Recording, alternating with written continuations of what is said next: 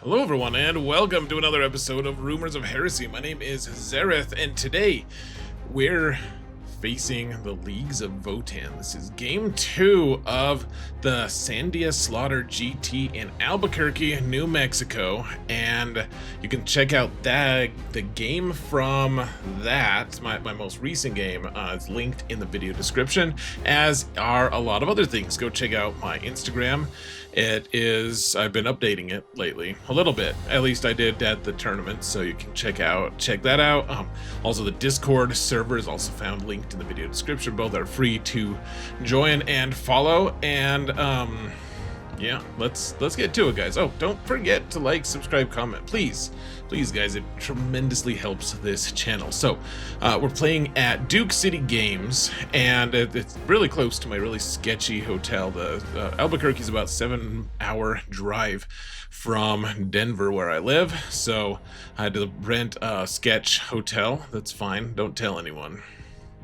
And we didn't know what our missions and layouts were going to be until the day of. They just randomized everything, so that meant we had to play the same scenario twice in a row, kind of. I mean, it was mission M versus mission B, but it was purge the foe on both of them. And now I'm facing someone who ended up he went 4-2 at Las Vegas Open. Really strong player. He's playing Leagues of Votann. But I guess before we talk about Leagues of Votann, I can show you guys my army. Look at how it's just a very small army. We got 5 vehicles and then like a couple squads, and of course Roboute and the Marneus squad. Now I've said it in my last video, but I guess it bears repeating, and I'll just say it now. Sometimes I'm gonna play Ultramarines, guys, and people might call it pathetic meta chasing, and that's fine. You can call it what you want. What I see it as is a competitive player doing his best to stay competitive, even as he's making videos for everyone. I've got to play some things that are going to be good, and also I don't want to get bored. Like, salamanders are a lot of fun, and my next event, I'm fully planning on playing salamanders at the next event I play, but I'm just not going to play salamanders every single time, alright? That's just how it works. So, speaking of, look at how lovely my army is, and it was painted by someone who's really good at painting. So, go check this out, guys. Do yourselves a favor. A few people watching this video, or my videos on this channel, have already taken me up on it. They're not disappointed. Maybe they haven't even gotten their stuff yet, but it's amazing. Go check it out. Have you ever found yourself loving the game Warhammer 40k, but maybe loving the time you spend with a paintbrush a little less, or maybe a lot less? You wish that you had really nice looking models, but you know it costs way too much to pay someone to do it. Well, I found myself in that situation basically forever. I used to paint my models a long time ago, and then suddenly my life got super busy, and now I just use Frog and Bear Studio exclusively. They do such a good job on my models. I don't really know why I would look elsewhere. He charges a very competitive price. He does a great job. And folks, I'm not bragging. I'm just telling you, I get complimented on how nice of an army I have all the time. Several times every tournament. And of course, I just kick it back to him. I'm not going to take credit for it personally. But guys, this is an amazing studio, and you should check it out. And right now, the proprietor of Frog and Bears is running a deal, which is really good price comparative to other commission painting services. He's offering to paint any monster or vehicle out there for 50 bucks. Go look at the high quality level of any studio painting place and find a place that's going to charge you 50 bucks for a monster or vehicle. You just won't find it, folks. Maybe you'll find it for a really low level quality thing, but guys, this is high level stuff. It is amazing. And for this entire spring, this deal is open. 50 bucks on any or all monsters and vehicles. Guys, do yourself a favor. He does a fantastic job tell him Zareth sent you, please. Go follow him on Instagram or just hit him up on Discord. You can find his information in either the video description, or you can actually see the things listed on this graphic as well. Guys, do yourself a favor. Seriously, go check him out. So here's the list, folks. We're playing Ultramarines. If you want the full view of this list, go into the video description. You can see what plasma pistols I've added, all that stuff. So go check that out if you'd like. But I wanted to play this Ultramarines variant just because I wanted to try Vindicators out, and they do really well with the moment changes to get +1 to wound. You can do some pretty gnarly stuff with that. So that's part of why. What I found is this list is tiny enough that we've got to play board control a lot, or it's not going to work. We'll just get overwhelmed. And this Votann list is very model intensive, so you'll see that the Votann list itself is. It does have a lot of models, and you'll see it feels overwhelming once you see all of it deployed, honestly. And it's also the best list in, like, I think it was voted as the best list in Germany or in Europe or something like that. I forget exactly what it was, but the idea is the guy who's been playing this specific list has been winning at a crazy high rate, just destroying everyone, and you guys will see why in a little bit. It's a very challenging list to face, and like I said, my opponent has done very well. He went 4-2 at LVO. He'd obviously already won his first game here, and this game gets a little bit crazy. So, and I've only played against Votann a few times. Let's jump into the actual game, though, shall we? All right, here we are, folks. We've got our deployment, and my opponent is going first, just as an FYI, which is nice in Purge the Foe. That way we know how many guys we have to kill in order to get kill more, because we're at the bottom of the battle round every time. So you can see he's got his scouting guys here. I've got scouts here, and I did something dumb with them. I'm just going to tell you right now. Typically, I try to have a unit that can reach the center just in case I need to get secure no man's land or area denial turn 1, and that's usually the scouts. Scouts are the guys for it. Even if I have to run them or use the advance them, I can do it. And I'll just tell you right now, I moved them to a place where, because he goes I'm going second, they're going to be able to just go uppy. And I told him I was going to move them uppy before I realized. So I'm just telling you now, these guys eventually just go like into the back here to screen, and I'm not available to mess with this objective, which as you may have guessed, becomes a little bit important. So here's my deployment. We're only putting a couple things in reserves. We got one Vindicator, and then we're deep striking the jump pack Intercessors. You can see the Predator Destructors are right here on either end, just threatening things. One thing I didn't mark here that I should probably have done is the Gravis Captain is right here. He's in the side of the building. Or maybe he's even right here. Yeah, he's right. He's like kind of chopped in half by the arrow that I already made. So like he's in the corner. He's not actually on the top. He's just there for visibility purposes. And otherwise, we've just got everyone hiding behind this middle objective. I just still don't know how to use this terrain that well. I've only played a few games on this terrain layout 8, and I eventually started to like it, but trying to find the firing lanes and stuff was a little bit challenging initially. And you can see his stuff. So these big things are called either land fortresses or hecatons, and so they're both kind of crowding on this side.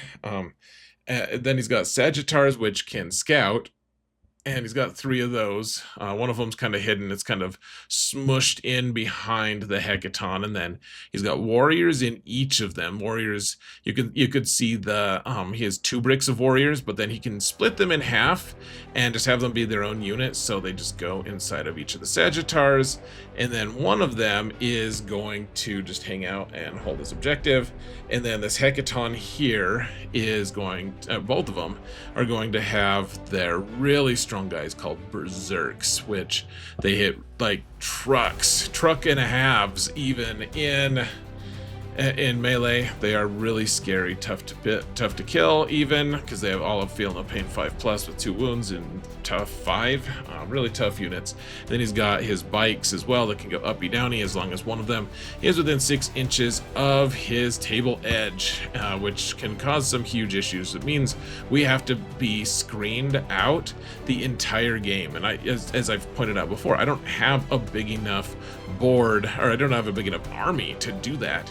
So you can see this guy is not on the objective because I don't want to somehow give up overwhelming force or something, even though it would be really tough for him to get to him. People surprise me all the time with the things they can manage with their armies. So that's where we're at. Remember, these huge pieces of terrain, folks, are just like on the board. They come up against the side of the board and they block line of sight to a huge chunk of the board. And it's tough to get used to. The next game that I play is even crazier on some levels, but it's a nice little staging area to get into, the center, up to your opponent's own zone. So you really have to screen there and work on it, which you'll see us both doing. So he gets first turn and he gets Bring It Down, which is probably a little too early for what he wanted. He would eventually probably want that against me. And then Engage on All Fronts. He has to be fairly aggressive with this one if he wants to actually earn it. I mean, his whole goal here, of course, is just to get into position to stop me from doing that much. And that's essentially what happens. Now, I think the next photo is going to show after all the scout moves happened, in fact. So the scouts will be like back here, the incursors will move up here, etc. And then the Sagittars will move to wherever the Sagittars like to go. Yeah, well, so it'll incorporate those. So yeah, you can see the scouts moved, the incursors, and then combining the scout moves and their actual moves, the Sagittars end up being right here. He doesn't really move that aggressively. The only one he's pretty aggressive on is this land fortress down here. And I think that's pretty good because he doesn't want me to be able to stage here. Like, he doesn't want me to be able to bring a lot of guys into this area. And like deep strike, if I deep struck my jump intercessors here, for instance, they'd have to be 9 inches away, and therefore would have way less possibility of jumping to his home objective. And so he's just moving here to stop me from eventually ingressing in. And he's also threatening this objective really hard. Like, those berserks can get out, they can move up and charge whatever's on this objective really easily. So we need to counter that. But then otherwise, I kind of forgot his Jaegers are here, kind of blocking me from getting into here. But he's just kind of swarming on his own objective. He's threatening the center objective, which that's the Combi Lieutenant objective, by the way. It's reroll 1s to wound against models who are units that are on that objective. I don't know if it comes into play that much this game. A little bit. So anyways, I roll, he doesn't actually score any secondaries this turn. I roll Recover Assets and Secure No Man's Land. And remember what I was saying about scouts not being around for Secure No Man's Land? They're uppy right now and they can't do it. So Recover Assets, something we can get early on, hopefully. And otherwise, Secure is a little bit in a sad spot. So I don't know much about Votann. This is, I think, the 3rd game I've played against them, so really don't know a whole lot about them. I've watched people play against them. They play what people call an honest game of 40k, so that means they just bludgeon you right in your face, and that's just how it is. But his berserks present an enormous amount of threat, and we need to stop that from happening, right? We need to stop them from charging our vital stuff. So like if they charge Roboute, we don't want them to charge Roboute. We don't want them to charge Marneus. We want, because they'll just kill them before we can use them, and we need to use those squads and actually get some value out of them. So we need to protect our value. Also, we need to protect our tanks as well. So we need to screen him as much as we can and keep everyone away from those berserks, insane weaponry. And like I said before, we got to control the board as best we can. It's unfortunate that we don't have something that can go into the center objective this turn, but to score a big secure no man's land, because that's such an easy one typically. But we've got to. I mean, the scouts have to. The scouts really need to be screening anyways. So let's get to it, folks. This turn is all about blocking our opponents, not about doing damage. No shots need be fired this turn. Maybe. So recover assets, secure no man's land. We can still score a small amount on secure no man's land, but yeah, unfortunate. The scouts, as you can see here, they just went uppy because no one was within 6 inches of them. So they end up going back here and just screening so that his bikes aren't going to be able to come in and surprise us. Otherwise, we just need to move up, right? So get the Gravis captain moved up, and then we're gonna actually use the Predator to move up as well. We really don't want him to be coming through this gap with the bikes. There's a small enough gap that the bikes can fit through on this end if we're not careful, and so we need to stop that. And then you guys will see what we do with the incursors. That there's actually a kind of cool thing that we do. So here we are. We got the tank moved up. We've got the Gravis captain, and I actually made this huge mistake that I told about him about later. I even rolled it just to see what I would have gotten. I got an 11 to charge. He should have tried to charge the Jaegers here just to tie him up, and I got an 11, so pretty easy to get that actually. Well, easy is relative, but I would have gotten it, and then that would have been really useful, actually. I just totally forgot to roll it. By the time I realized I didn't roll it, it was way too far into the next turn to really have it be something I could even ask to redo. I'm like, oh, I don't know if you're gonna be okay with this, but I'm gonna charge. Like, I whiffed on that. That was my mistake. So my bad. So we move. I put the Marneus squad right here into this building, and that what they're doing, and you can't, just to balance the models, it was a little awkward. So, well, I guess they're there. So what I'm doing is I'm just keeping this squad smashed into the building and 1 inch away from the walls, just so he can't charge me. If he wants to get his berserks out and charge, he can't actually. He'd have to go all the way around. He'd have to get them like up, over here, around here. Like, it would be really tough. So he could maybe get to the point where he charged the tank, and that would be sad, of course. If he does that, though, then we can either choose to heroic intervene and wipe out a bunch of Jaegers that can't then hit back because a lot of them will just be hitting the Vindicator, or we could just wait. We can just pause for a little bit. Otherwise, I move the incursors up here, and they get a decent. They didn't need much of an advance, or no, I don't think. Well, yeah, they can advance and still use. So they use their Haywire Mine here because they're within 3 inches of the Hecaton. And it's 2d3 damage on the Haywire Mine, assuming you don't roll a 1. I didn't roll a 1, thank goodness. And then I got a 5 and a 4, which meant on 2d3, that was 5 damage, which did 5 mortal wounds to the Hecaton. He has 16 total. So, and you don't need line of sight or anything. It's a once per game thing. And here we're just screening, guys, just so that the berserks can't come in and charge, and we're doing the 1 inch gap here as well. And if he wants to get out here, I think he could actually fit his smaller models into the little gaps because my guys are spread out. But if he does that, the idea here is I would be fine with losing. I don't want to lose them, but the incursors, if they die, they die. And then all of his berserks are on this side of the wall. And then the Marneus squad can come over here and just eat them and be secure. Like, they can just hide behind the wall and be good to go, right? So if he wants to get his berserks out to eat this squad, I will happily accept the loss of an 80-point unit for like the level, his most threatening squad in the game, just being taken out entirely by whatever things I just choose to do. So again, we can't get to the center objective, unfortunate, but we are just kind of protecting ourselves as best we can, and we're just going to wait and see. Didn't actually get any shots off at all other than the haywire mines, but that was pretty nice anyways. So good turn for us. I did eventually get recover assets. I don't even remember what I used for recover assets. I think it was just like the tank on the bottom, and then the Intercessor Squad in the back. Not something you can really get to. And then I got the 2 for Secure No Man's Land. So not the very best, but he didn't score that well on his secondaries either. Here's a fun spoiler. He kills one of my tanks next turn because he kept bringing it down. That's fun. Yay for that. So he kept bringing it down. He got area denial, which is wide open for us, of course, because I didn't get into the center at all.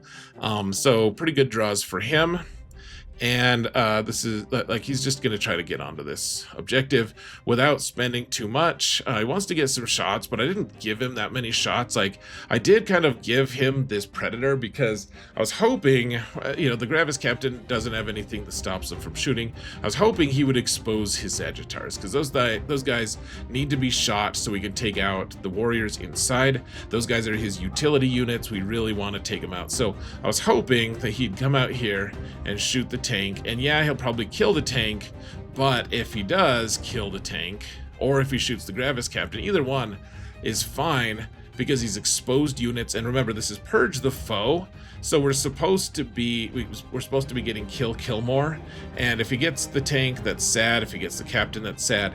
But we have enough stuff to hit him back that what we really want to do is just force the action, right? Like give him a tempting target that we can actually be okay with losing. Same with this Ballistus Dreadnought.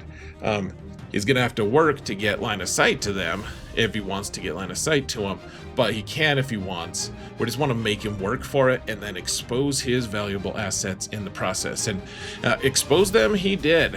He did, in fact, get exposed. He's exposed a lot here, folks. One notable thing before we get into anything more, I did rapid egress a squad of my squad of jump intercessors right here. And then otherwise, his Hecaton, he decided not to get his Berserks out, which I thought was actually a really good move on his part. I don't think he should have done that, gotten them out, but it's pretty good restraint on his end. And that just meant that he moved away from the wall here so that I wouldn't be able to do anything. Like I couldn't just charge him through the wall or something like that. Well, I could charge him through the wall, I just couldn't hit him from my one side here. So anyways, I think we've got closer slides. So yeah, the Jaegers, I didn't realize how good they were at killing tanks. They actually have some good anti-tank gear. So between the Jaegers charging the tank, and then he used some Sagittars to shoot the tank as well, he was able to kill it. And then he didn't do any damage, I don't think, to the Ballistus here, but he got 5 warriors out to get area denial here. The Sagittar, of course, and then the bikes came out as well. I think they wanted to shoot the Gravis Captain. Gravis Captain only took a couple wounds because that dude is obnoxious as hell to kill, and he did kill that Predator though. That was extremely tragic and unfortunate, but that's just how it goes. And so he got area denial, and he killed a tank, so he got 1 kill. But he's taking a ton of stuff out. He even charged the Jaegers. I think he charged the Predator, and the heroic intervened with the Gravis Captain, which you can't really see him, but he's just in the middle of them, and then he super whiffed. I don't even think he killed a single Jaeger, but he is tying them up at least. So there is that, and that's basically it. I got area denial as well, and storm hostile objective, which, gosh, the objectives are telling me, the secondaries are telling me what to do here, folks. Gosh, let's gosh, what a blatant and brutal thing for them to suggest, getting into that center and taking it. Well, our secondaries say if we can take that middle and delete everything around it, then we'll get some good points. I was kind of hoping he'd expose his army. That Predator, sucks to lose, of course. You don't want to lose a tank, but that's something we can spare here, probably, in the greater scheme of things, if he's getting his guys out, and he is. He put a ton of stuff out for us to be able to attack, and that's what we've got to do now. This is a go turn. If ever there was a go turn, this is it. We have a ton of stuff available to do, and he's wide open for it. Let's go. Let's get going. Oh man, storm hostile. So that means take an objective that your opponent holds and have it be your own. And area denial, have guys in within 3 inches of the center and not let your opponent be within 6 inches. So lots to do here. So planning, we're going into the assault doctrine this turn, and I believe it's the assault doctrine this turn. It also might just be devastator doctrine. I don't remember. Well, let's look at the thing. So here's the thing that I've said it a few times, but it's true, so it bears repeating. The Marneus squad is expendable. We just need to expend it. It's 300 points. We need to use it in a way that's going to get us a good advantage, right? And so the idea here is Marneus squad is going to go up here, and yes, it seems like it's not getting good value by they're going to charge and kill the warriors here, maybe charge the Sagittar as well if we need to, but we're going to get area denial, we're going to get storm hostile, so that's worth 9 points anyways, and then they're going to make our opponent get out one of their squads of berserks to try to kill it, if not more, and they're going to shoot everything into the Marneus squad because it's so tough to kill. And so the goal here is Marneus in the middle, have them focus everything on Marneus, and then even if Marneus dies, if he lives, whatever happens, then we have everything come out and just pounce. And we still have Roboute to do stuff with, we still have our jump intercessors to do stuff with, we still have a ton of stuff. We can just wipe him out, basically. Like, we'll break his ability to wage war is the idea. We also have jump intercessors here that want to get in and charge these the bikes if they can, maybe kill off some of the Jaegers. And so we've got a lot to do. Oh, and the other thing is we have an opportunity here, guys, to have, I think this is we're just using the Devastator Doctrine because we got to move our tanks so we can have line of sight not only to the Sagittar, which will stop us from getting our area denial. We also want to be able to shoot and kill this Hecaton if at all possible. Remember, it's only on 11 wounds, so this is going to be our Oath of Moment target. Backup Oath of Moment will be the bikes. So you can see here that the Vindicator did move up. He actually overwatched the Vindicator and did a couple wounds to him. That happens, but let's see. I think we zoomed in. So first off, the big thing here, folks, was our shooting kind of bounced off the Hecaton. He got a little bit lucky on his armor saves, and so the Vindicator, even with the moment, with all the stuff, it ended up doing. I think it did all the way down to like 3 wounds, and then the Incursors threw a grenade for a CP and only did 2, so it needed to do 1. So then they shot, and he saved like 4 or 5 saves on a 2+, which is fine. That happens, but it's like desperate. We need to kill this so that we get the moment, our second the moment, onto those bikes so we can charge them. And so they charged the Hecaton, and because he had moved away from the wall, I was able to get him in a position where when the Berserks came out, they were still screened from just an easy go into my objective. Like, they could still do it, but it's going to be a little bit tougher. And lo and behold, with AP1 weapons, they charge and kill the Hecaton. What ended up happening, actually, he saved everything. I think I did like 6 or 7 wounds to him. I rolled kind of well, and then he rolled a really good roll. He only failed 1 armor save. He spends a CP to re-roll it and fails it again, and the thing dies. And whew, that was huge. That was such a big deal. And then he asked if I wanted to consolidate into the Berserks, and I said, of course not, never. Thank you for the offer, though. So we killed that Hecaton, which is a big deal, guys. It's like it's as durable as a Land Raider. We'll just say that.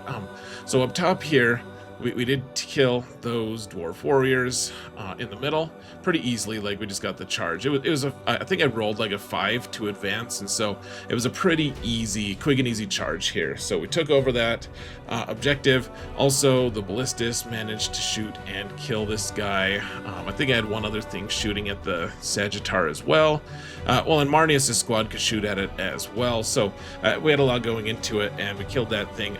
The jump intercessors also got the charge in on the bike squad. They killed all but 2 of them in the charge, and then they also charged the Jaegers, which I think I had been able to fall back, shoot charge with this guy. I think he put himself into tactical doctrine, so he fell back, shot at the Jaegers. I think the jump intercessors also got their shots into him. The ballistas, I don't remember everything that shot at them, but we did get some shots at them. And then the lieutenant or the captain got a charge back into them. The jump intercessors got a charge into the Jaegers and the bikes, so that we could multi-charge and keep the Jaegers from doing anything. The Jaegers only have 3 guys left. And they eventually did fail their battle shock as well, which is relevant for later. But Marneus' squad is in the middle here. But we're doing okay. This is an okay situation to be in. Oh, one thing that you should see, that you can see, is we also have a Vindicator right here behind the wall that came in to help be able to shoot, and he did a little damage. I forget exactly what he did, but he did get some shots off this turn as well. You can see Roboute is here, and he's staying away from being able to be seen by these guys. I actually think that was a mistake. I think Roboute should have been moved up to about right here, and even if he could have seen Roboute, I think my opponent wouldn't have shot at him, because he's tough to kill anyways, and that's Marneus' squad and the Vindicator and all the things. He would have been so focused at like 10 jump intercessors, he wouldn't have anything to shoot at Roboute with. And as you'll see in a little bit, it kind of puts him out of position. So I think Roboute should have been up here, kind of hiding behind terrain, but I just didn't do it.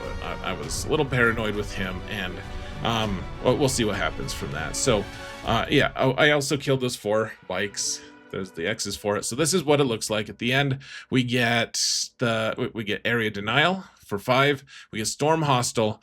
Marneus' squad is right in the middle, right in the thick of things, ready to die. And he's got 2 squads of berserks ready to rumble. Let's see what happens here, folks. So I ended up getting, I go up to 26 points here because I got kill more. Remember, he killed that predator, but then I managed to kill a squad of dwarf warriors. I killed the Hecaton and a Sagittar, so I got 3 kills, and he only got 1. So we got kill more, and neither of us held more than the opponents at the start of each turn. So let's see. At the start of turn 3, he gets cleanse and sabotage, which sabotage is actually fine for what he does. I have everything screened out though. You can barely see it, like on the very edge here. I'm going to draw this arrow. Then my scouts are here, making it so that he can't come in on like anywhere. Like they're just totally screening him out, which it ended up being a really good thing. I didn't throw my scouts away into the middle. And that's a fault that this list has. It just doesn't have enough things that can screen, which we'll address that in later editions of this list. But one way or another, you get cleanse and sabotage, which aren't the very best, but as you'll see, he'll actually score quite a bit from them anyways. And the idea, of course, is he needs to kill all the jump intercessors. He needs to kill Marneus' squad, and needs to threaten my objective, which he does. You guys will see. But he's only got 3 Jaegers left, and so what he does is he fails his battle shock test with them, and then falls them back, and 2 of them die. So there's only 1 left there. 2 of them die from desperate escape, but then he does kill most of my jump intercessors, and you'll see what happens to Marneus. So let's jump in here. So here's when the smoke cleared, this is what the board looked like. Let's see a little bit closer. So he shot all but 1 of my jump intercessors. So we've got the captain left, or the sergeant left. All the rest of them are dead. the Gravis captain sitting here with 4 wounds left, just staring at the one. Poor little Jaeger just hanging out there. So he got some warriors out just so he could cleanse on this objective in case he held it at the end, which he eventually did. And then he got his berserks out from his from the Hecaton and charged Marneus' squad. Now, I did a reactive move with Marneus, hoping that he was going to fail the charge, but he didn't. But I was able then, I had enough CP that I was able to get him within 12 inches of Roboute, who then helped them to do fights on death. And it costs 2 CP, but because Roboute gives a discount to him, he was able to do that. And then Marneus got kind of lucky. He ended up with only 3 total wounds remaining, so he almost died, but not quite. And in return, they killed 8 Jaegers. 8 berserks, which are tough to kill because of all their feel no pain nonsense. But we've got a Victrix and Marneus left. The rest of the company heroes died, so that counts as a kill. There, he gets a kill for the company heroes, and then he did charge and kill the Vindicator here. With the berserks from the other Hecaton, he just went around here, charged the Vindicator, and killed it. Unfortunately, I think I used I used Armor of Contempt, and it almost lived. Actually, it was very close, but still ended up dying. And then he consolidated into the Predator. Predator didn't do that much, but that means we can't hold this objective, but it purged the foe. So as long as we hold 1, we get the objective points that matter anyways. And then he was able to shoot and kill 3 of the Incursors with random fire. I don't even remember what he shot. But then his character came out. This character who's been hiding on his home objective for a while. He comes out, tries to charge the Incursors, and we're both at 0 CP at this point. Well, I had enough to do fight on death for Marneus' squad, but otherwise we're on 0. He charges and fails the charge. He needed like a 6 or 7, just failed it. Couldn't re-roll it. See that 1? That's 1 grudge token they got for killing the Hecaton. What a wonderful thing, a wonderful situation. So this guy couldn't charge. The Incursors were like, well, thank God, that's amazing.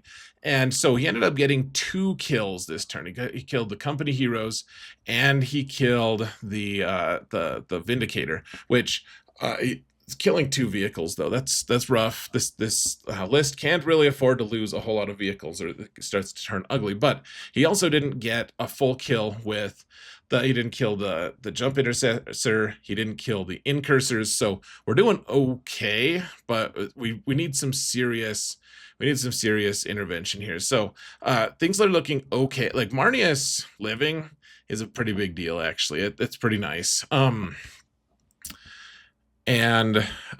there's a lot, guys. Like, how are we going to deal with this many Jaegers? Like, I keep calling them Jaegers, guys. Sorry, the berserks. How are we going to deal with this many berserks? There's a lot to do here, folks. He did get cleanse on the middle. He got cleanse on this objective here, and he's going to get recover assets scored as well. That's not something I can really stop. So he's doing well. Gosh, this is a little bit scary, in fact. So I get cleanse. And I get established locus, which is an interesting one. We got to figure that out. Can we get established locus? If we can get into his deployment zone, we can, but it's not looking that likely, honestly. Well, Marneus lived. That's good, right? I mean, I think he easily could have died. I rolled pretty well. I think he rolled a lot of in-bones. So, yay for Marneus. And it's just total chaos now.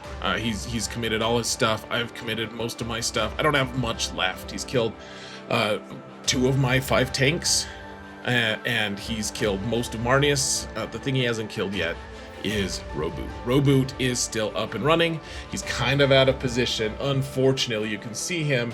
Well, you maybe can't see him. He's just kind of hiding behind that building, trying to figure out how he can get into it. So I guess issue 4th, get into it, bud. Cleanse is looking like it's going to be very challenging to accomplish this turn, but the fact that we on his turn killed most of his berserks in one of his squads is a big deal. So gotta kill the berserks, gotta stop him from holding that center objective, and just get kill more again if we can, because he's only killed 2 things. It's within reach, guys. Let's this is, it's not the go turn, so to speak. We already had that, but this is the execution turn. We have to execute at a good level. So let's go.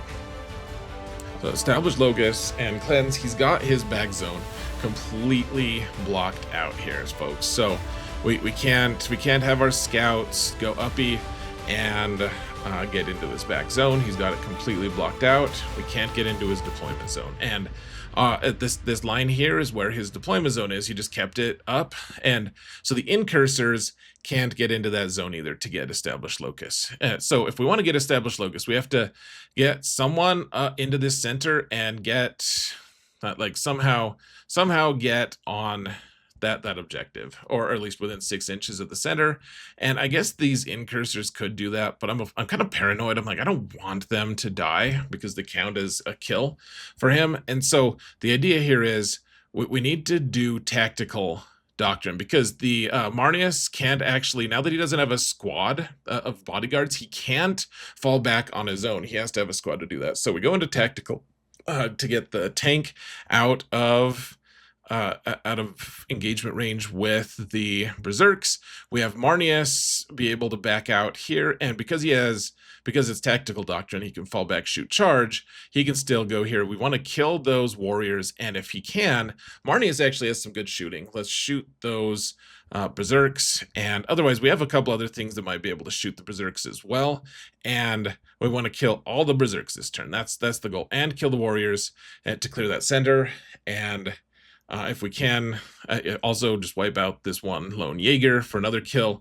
And so Roboute doesn't really have, he's way out of where he should be. We do have 2 CP and a bonus one, so we go into tactical doctrine. He gives himself assault doctrine so he can advance and charge, and so he's gonna go here and do what he can against the Jaegers, and you guys will see. It's so fancy. It's not that fancy, but here's what it looks like at the end. Let's get a zoom in though. So Marneus and company who fell back, and Marneus shot, and he alone killed both of the Jaegers. So that was awesome. Remember, he gets full rerolls on wounds against them, and then they just only have a 5-up. I guess they get like a 6-up armor and then a 5-up feel no pain, and he does 2 damage each, and I think he rolled all 4 damage. He ended up killing all of them, so amazing. That's a really good thing. So we got 1 kill there.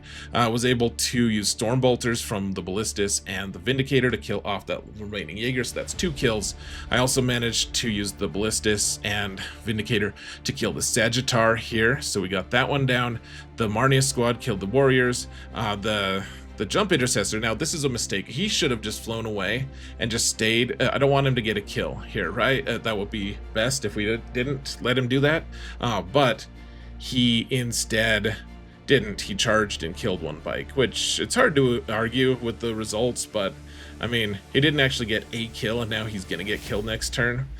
But whatever. If we did that, the Gravis captain, I don't remember if he already has his dwarf warriors out of the Sagittar here or not, but one way or another, he ended up engaging this thing. I think he was trying to charge and kill the warriors. Whether or not he actually got there is another question, but he did manage to get onto the Sagittar, and of course he still holds this objective, so we're not taking it away from him, but he did end up, the Gravis captain ended up just being a huge nuisance this turn. So over here, the Roboute ended up getting the charge. We had to be pretty careful here though, folks, because he's got a full squad of berserks, and we don't have a lot to shoot at him with. So we got the scouts to go uppy downy to shoot the guys, and I think they ended up not actually shooting, because what I needed to do, I knew I could kill a couple guys without hurting Roboute's ability to charge, but I couldn't kill too many of them, otherwise he would start removing models and it would make it a lot tougher. Like the X's don't really represent where those berserks were.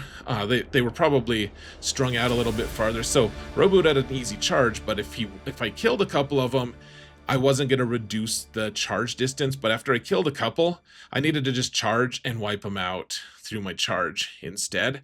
So what I ended up doing was I did kill a couple. I think I killed like 4. And then Roboute charged, and then I didn't want all of their fight backs to go into Roboute.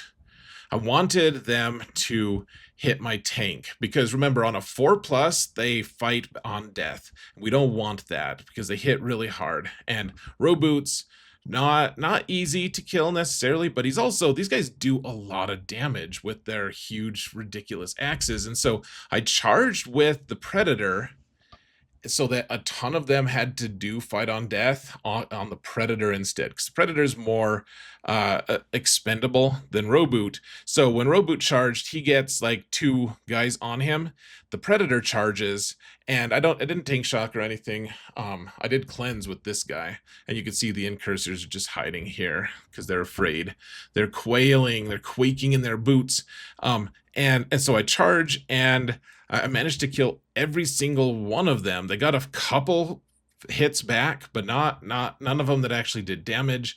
And so that entire squad was gone. They killed the Vindicator, put a couple wounds on the Predator. Well, something did, and that was it. Roboute, I think, had to save like 1 invuln or something, and he did, and that was it. So another happy landing. All of the Berserks are gone, and he's starting to lose. He doesn't have that many resources, and he's way behind on objectives at this point, I think. Well, maybe not, but we did get kill more again, and we wiped out the Sagittar and Warrior squad over here, and it's just, he's starting to run out of resources. Yeah, so we got another 12 here because we got kill more a second time. We only got 1 cleanse. Established Locust we just threw in the trash, and so we got the full cleanse. And then I think, maybe he forgot to do sabotage. I think I asked him, I was like, oh, was there a squad you wanted to do sabotage with? And he said, oh no, I think we're just going to turn that into CP, which I think ended up happening.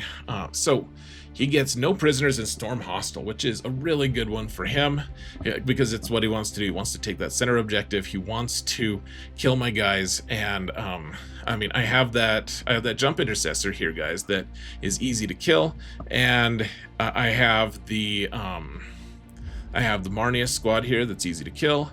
And so that, I mean, and then he can easily take this objective with, one of his vehicles, or I guess he's going to eventually have his bike go here, because he passes his battle shock. And so this is actually a fairly good opportunity for him to be able to do stuff. So indeed, he does kill the Marneus and the Victrix guard, which isn't that surprising. They were kind of on their last legs anyways, and they did enough, man. They took an enormous amount of firepower, and remember, once again, I'll say it, they're expendable. So they get taken out here. The bike passes his battle shock test and gets on here. Actually, I think he spent the CP to auto pass him, which I thought was a really good move, because then he's guaranteed to get Storm Hostile on here with just 1 guy left alive.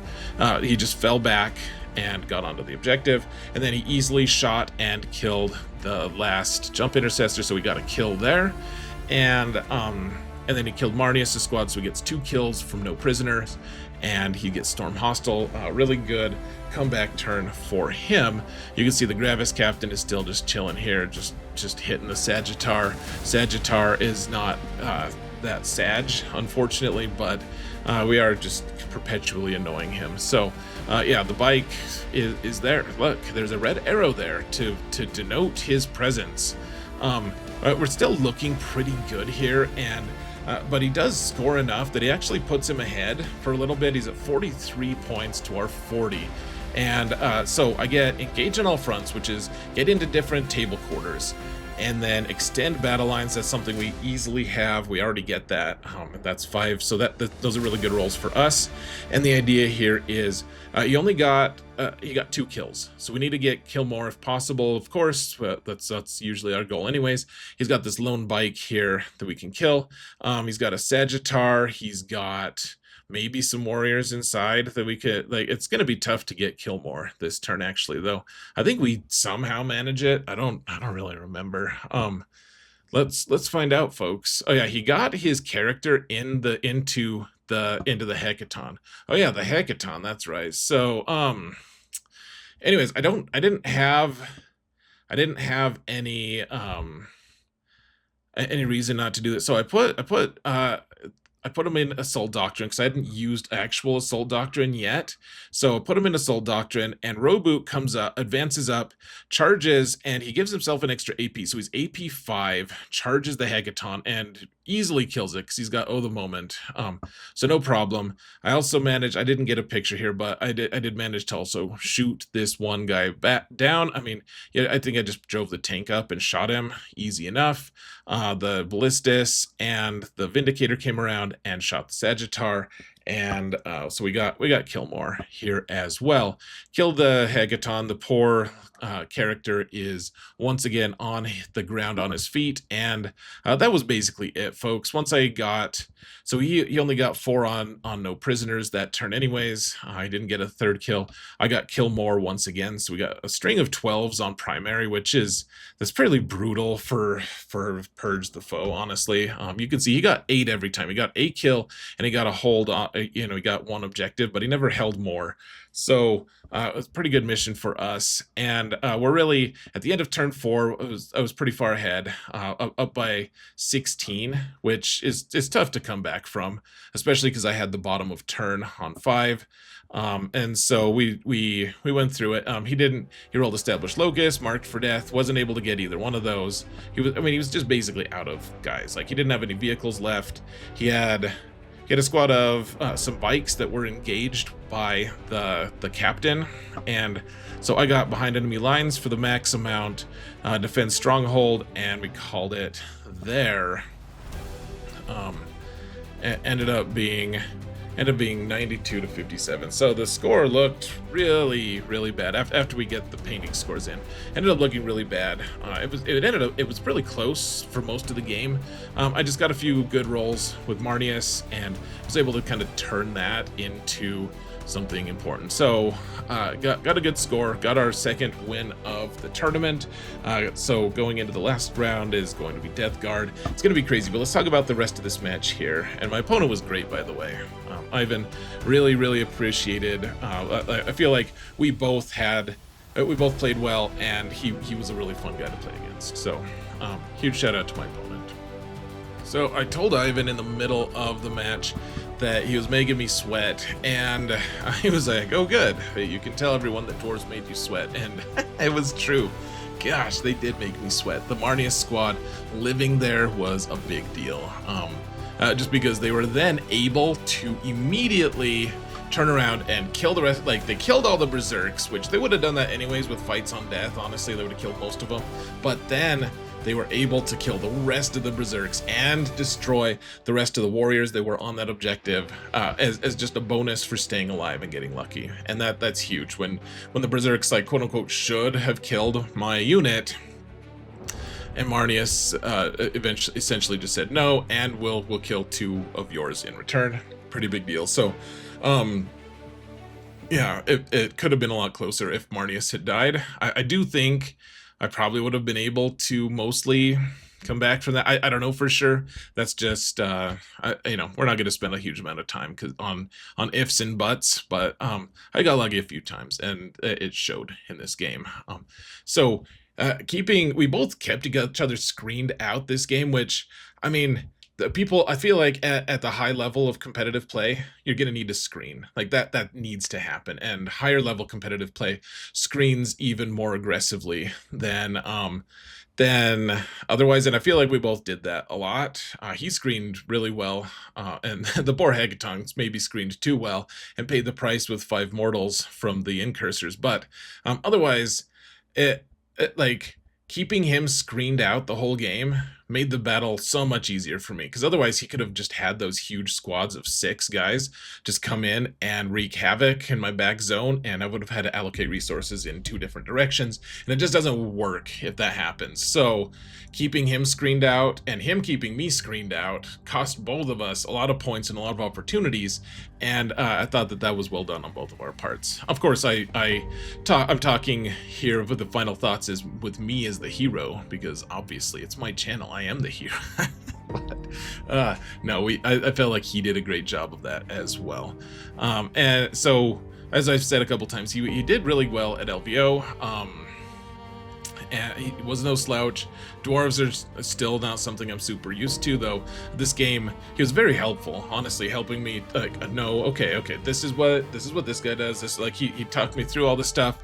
Really, honestly, I had 5 fantastic games at this tournament. All my opponents were very helpful with the rules and, you know, telling me what they could do and what they were capable of. And you know, we all let each other do takebacks that like made sense, right? Like, just played, it was like ideal Warhammer, honestly. Like, because everyone makes mistakes. Like, at one point in this game, he was like, oh crap, I forgot to get my guys out of the Sagittar here. Like, they were supposed to get on so I could, and I was like, yeah, that makes total sense. Like, get them out, please get them out. Like, of course you were gonna do that.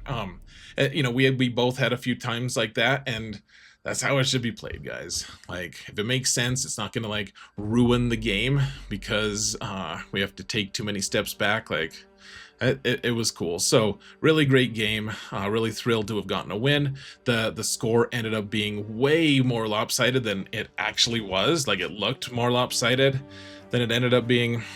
So good result, and we're on to the next match, which is against Death Guard, which we've played against Death Guard a lot. Let's see if that actually translates into a victory.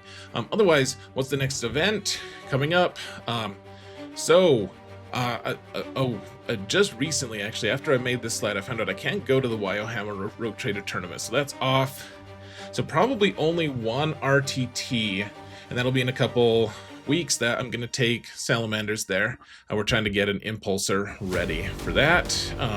So we're going to run 2 double Impulsor Salamanders. It should be interesting. Then we got the Denver Fight Club team tournament, which I've already committed to using Ultramarines for, which that's you don't mess around in team tournaments. You take the best thing you possibly can. And then we got the Mountain West Classic, which is in Provo, Utah. I'm excited to try that. And then I think maybe I've talked my wife into letting me go to both the Omaha and Laramie GTs back-to-back weeks. So hopefully we can do that. And then we've got the August Open in August, which is awesome. And then if someone wanted to help me get to Nova Open the final week of August, I realize that's a big ask. But if we could all work together to make it happen, I would love that. Otherwise, we don't have to. But just thought you don't get anything without asking, right? Like, you may as well ask. So that's the stretch goal. If we can get to the Nova Open, I have to fly there. It's probably not that likely I go, but that would be awesome.